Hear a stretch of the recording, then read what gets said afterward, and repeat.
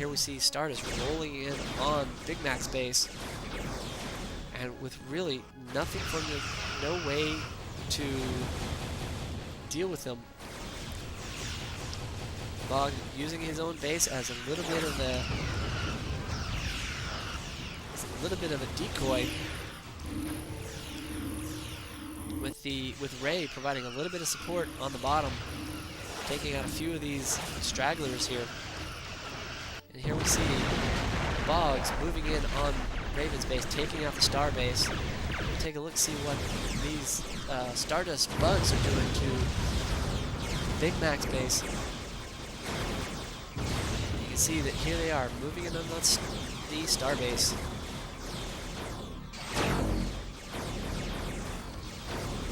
Taking out the Star base. Once the Star base is down, this is going to end up being pretty much the end of the bottom team. You can see the Klingons now moving pretty much unencumbered through the last remains of Red-Eyed Raven's base. Ray providing a little bit of support on the Boggs' base, tying up the enemy forces, keeping them in one spot. You can see the benefit of having these Romulan support ships quickly repairing the shields of this one green cruiser. Now we can see that Ray and Stardust are moving through the remains of this base, taking out major structures, star yards, resource, and research. Same thing happening over here. Boggs moving through the star yard and the remains of Red-Eyed Raven's base. As far as trades go, this ends up being not in the bottom team's favor. So at this point, the bottom team's not going to be able to respond to this. At this point, it is a matter of cleanup and really just dealing with the remainder of this fleet. This fleet is not going to be able to handle the rest of the base. But you have to not like being the Klingon sitting on this station while the rest of your fleet is somewhere else and you're just a decoy. Nonetheless, this will end up winning this war. And now Boggs needs to move his fleet on up into Zergil's base and finish it off. And you can see that Ray is finishing off the remains of Big Mac's base.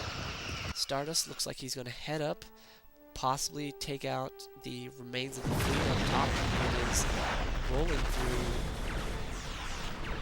Boggs' base.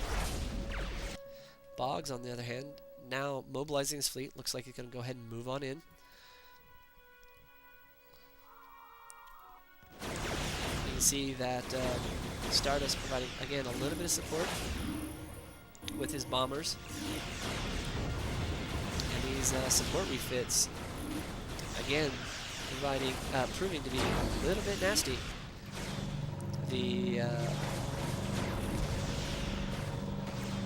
last remains of Red-Eyed Raven's fleet trying to rally around this dreadnought. It's a veteran dreadnought. Wow. This guy is basically a cube now. That's not going to do the bottom team much good, considering that it is going to be nothing but a sitting duck here shortly. You can see that Boggs finishing off Zergil's starbase and rolling through the remains of his base. So at this point, it becomes cleanup time. You can see Ray fielding a small fleet of Avalons, and the bottom team taking a little bit of pleasure in taking out what they can. These Romulan supports really proving to be very valuable to this bottom team here. It's a small fleet. It's not going to last very long, but it's going to provide a little bit of trouble. Here comes Stardust with a surprisingly small fleet to attack on this. I think really what they're trying to do is just provide a little bit of distraction, keep them in one spot. These Avalons are going to end up taking out a couple of ships. See down here that they've managed to take out all but these last ships from the bottom team. At this point, this is a good game, good play on all sides. The win here is going to go to the top team. Good job, Stardust, Ray, and Boggs. But excellent play by everyone. I'll continue following the action, but otherwise, I'm going to sign off. Thank you for listening. I'll catch you on the flip side.